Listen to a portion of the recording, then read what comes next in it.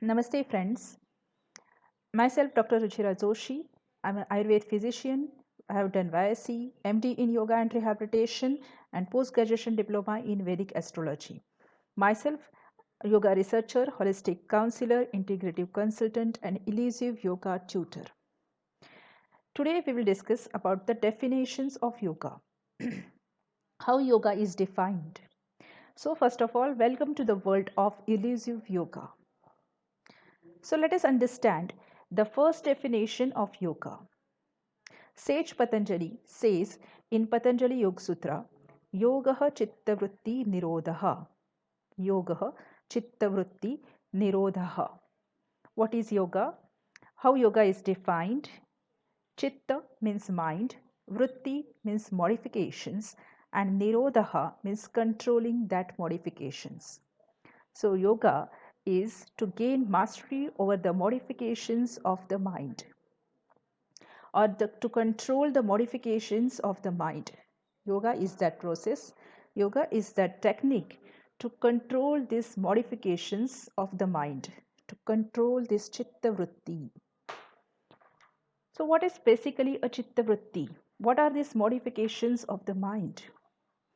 As a single drop of water falls in a sound water pond or container of the water, the vibrations get created.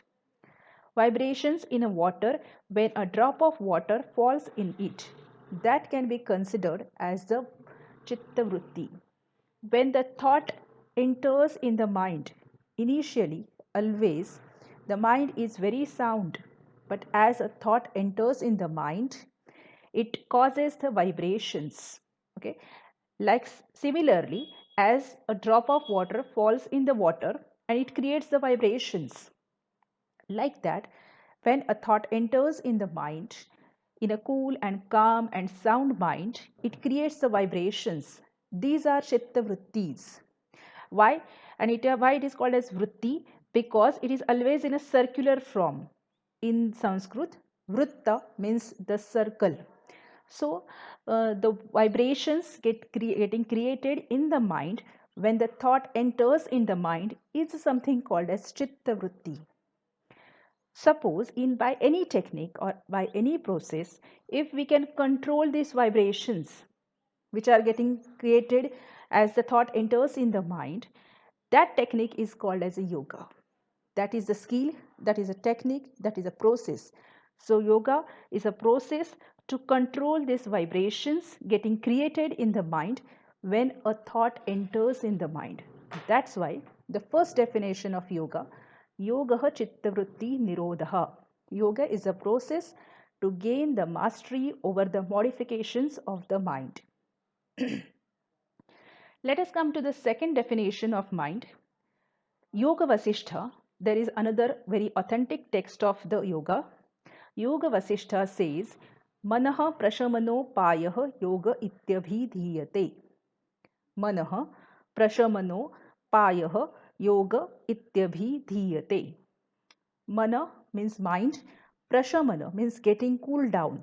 Upayah, that means solutions or the ways or the process. Yoga ityabhidhiyate. The yoga is a process or is a technique which teaches us or which helps us to slow down the mind or to decrease the number of thoughts in the mind. Yoga is that process which helps to decrease the number of thoughts in our mind. In a normal state, our mind is always in this kind of a vibrating state. There are a lot of thoughts in the mind.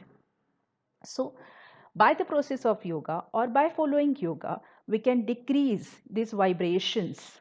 So, yoga is a skill to slow down the mind. So, what is prashamana? Prashamana is not only decreasing the number, one of the meaning of prashamana is decreasing the number. But there are so many thoughts in which are flowing in a different directions in our mind. So yoga is or prashaman is also a process to channelize that thoughts. Suppose if we are talking about lot of things with lot of directions, then we will not come to a conclusion. So channelizing the thoughts in a very particular direction can give rise to any fruit. So Prashaman is not only decreasing the number of thoughts, it is also channelizing the thoughts. And when the thoughts get channelized, the mind cools down or the mind comes down. So when we change our thoughts, we can change the world. So the second definition of yoga, that Manah Prashamano yoga ityabhidhiyate. Yoga is the skill to slow down, to cool down, to calm down the mind. Third definition of the yoga is from Bhagavad Gita, Samatvam yoga uchyate. Samatvam yoga uchyate. Samatvam means balance, stability, harmony. Okay. That is something called as yoga. Equanimity in life, stable place in the life, balancing all the postures, all the parts of our life is something called as a yoga. Harmony in the life, equipoise in the life is something called as a yoga, or the technique by which we can get the stability, balance, harmony and equanimity in the life is something called as a yoga. Because as we know, imbalance in our life at any stage or at any place leads to the pain.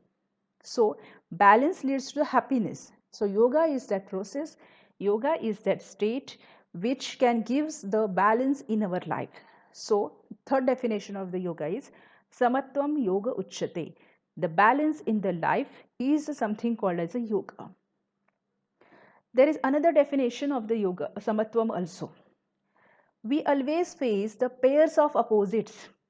We go through the up and downs of the lives. We go face the circumstances where the situations are closed open for us. We undergo through happy sad circumstances. There are always, we face this kind of pairs of opposites in our life. The life may be speedy for some time, life may be very slow for some time. We face big crisis or small crisis, big benefits or small benefits in our life. So yoga is the skill, yoga is a technique to be happy in all these states.